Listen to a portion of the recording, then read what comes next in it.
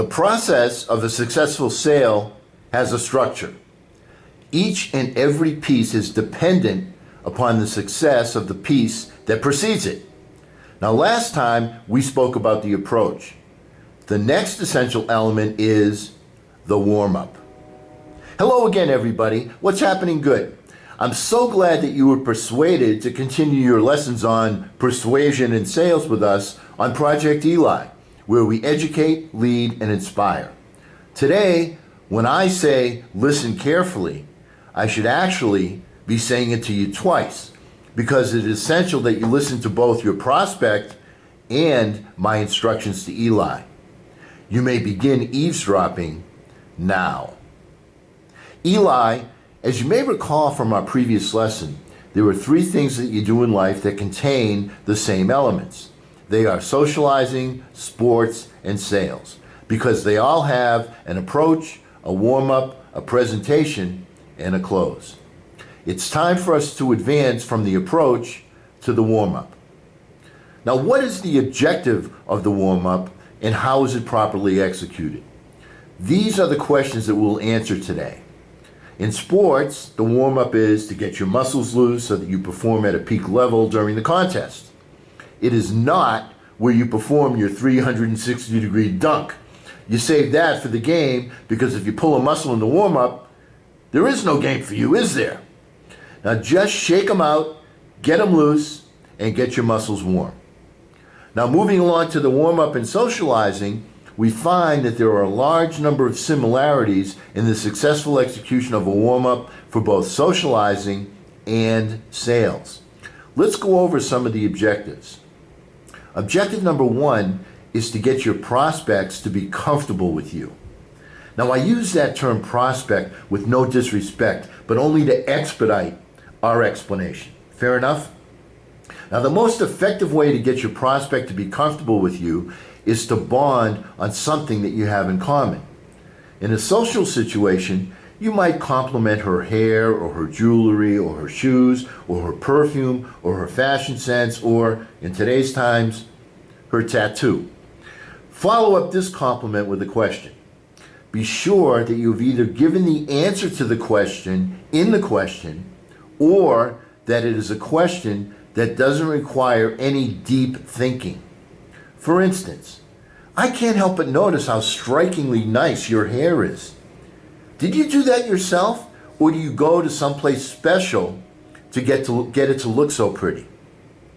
The reason that you ask a question with the answer contained inside it is to make the conversation flow easily, to make yourself easy to talk to. The number one thing that makes a conversation difficult is the awkward pause. Thus, your first question should not be, "So, what are your thoughts on the upcoming presidential election?" You see, then there's the pause. You got to think. It makes the talking uncomfortable. Why? Because I got to stop and think about the answer. That period of silence serves to disrupt the flow of conversation and can create an uncomfortable awkwardness. What you're seeking is smooth, clear sailing in the conversation. Now, when may you ask a question where you haven't given a multiple choice option in the question? When that answer can be provided without any deep thinking. When the answer is automatic. Example, I was told that you come from a large family. How many brothers and sisters do you have? Well, I have 2 brothers and a sister. Wow! What is that like? I'll bet that means that there's always something going on. Does it keep you super busy? When you ask questions like that, you're giving your prospect a chance to expand the conversation with something that she knows. Never forget that the number one thing that a person likes to talk about is themselves. Why? Because they're an expert on the subject. If you're interested in an aspect of their lives that is important to them, it makes the conversation flow easily, doesn't it? Now, Eli, always remember that you want the other person to do most of the talking. In that way, you can search for things that you have in common. You can bond. You may share a joke and a smile. Remember, The shortest distance between two people is a smile. You can obtain information that will help you when you give your presentation and or when you close. For example, if you should elicit in the conversation that your potential lady friend likes to roller skate, you might want to ask her to go roller skating with you on a date. I dated a flight attendant by listening to a similar conversation when I lived in Santa Cruz. It was a good thing that she had a flight for the next few days because I learned to roller skate while she was away. The key point is to be interested in your prospect and not interesting yourself. You've been given 2 ears and 1 mouth. As the old cliche goes, accept nature's clue because you should be listening twice as much as you should be talking. Now, what are the areas where you should seek to ask your open-ended questions, seeking answers that are expansive from your prospect so that you may gather pertinent information and their interests? Well, Eli, there are typically 3 areas that a person is an expert in: their family, their occupation, and their recreation. Tell me about your family, or tell me about your job. Do you like it? Or what do you like to do when you have free time? Are you an outdoor person or an indoor person? Now, sometimes the person that you're talking with will feel that they're dominating the conversation and give you signals to that effect. They become self-conscious. Make them feel comfortable. They are most comfortable when they are talking about something where they are an expert. How do you encourage them? Really? Tell me more. Or wow, go on. The secret to becoming a good person to talk to is to be a good listener. Remember, big guy, the 6 letters in the word listen are the same as the 6 letters in the word silent. Yo, dude, I ain't saying, I'm just saying. Now let's move along to the warm-up in sales. The object is to establish rapport. The object is to obtain ammunition that you may use later during the presentation and or the close that can be used against them for them. What does that mean? Well, my young closer, let's say that a couple that are your prospects tell you that their number 1 goal is to buy a home. When you later get down to the nitty-gritty and ask them what amount's going to be comfortable to set aside each week, is it somewhere between $10 and $25 a week? Well, Eli's dad, right now, our money is tight. I see. May I ask you a question? They nod. You did say that your number 1 priority is to purchase your own home, stop paying rent, and enjoy the considerable tax break that you would receive. Am I right on that? They nod. I realize that we sometimes find ourselves with too much month at the end of our money. Isn't that true? They nod again. If you keep doing what you've always done, savings-wise, things will continue to remain the same. Isn't that correct? You see, my job, folks, is to help you out here, to get you started. Question for you. Shouldn't the first dollar that you earn every day belong to you alone? It should, shouldn't it? They nod. Now, Mrs. Client, let me ask you this. Could you somehow, some way, save $1 a day for something as important as your new home? She nods. And could you, Mr. Client, somehow, some way, also save $1 a day too? He nods.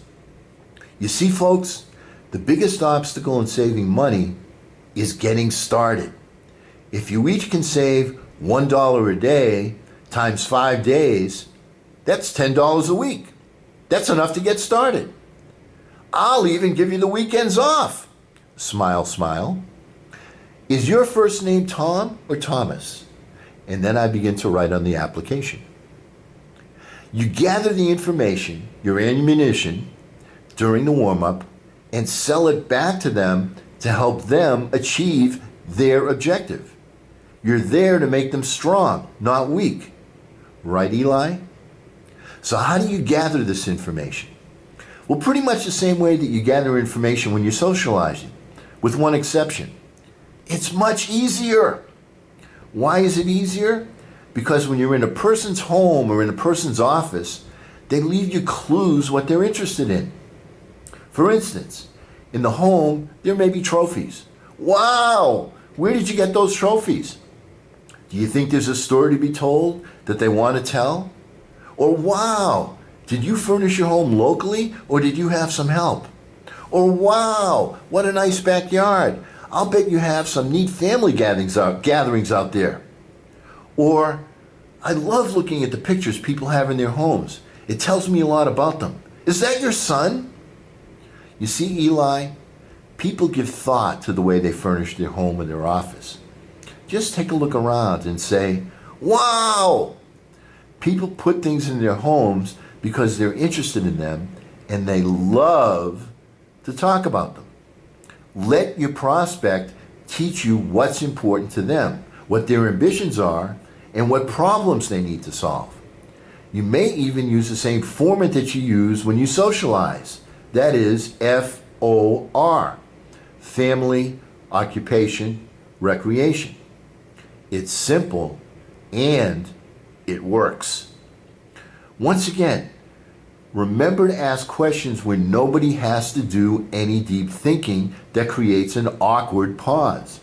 Keep the conversation flowing.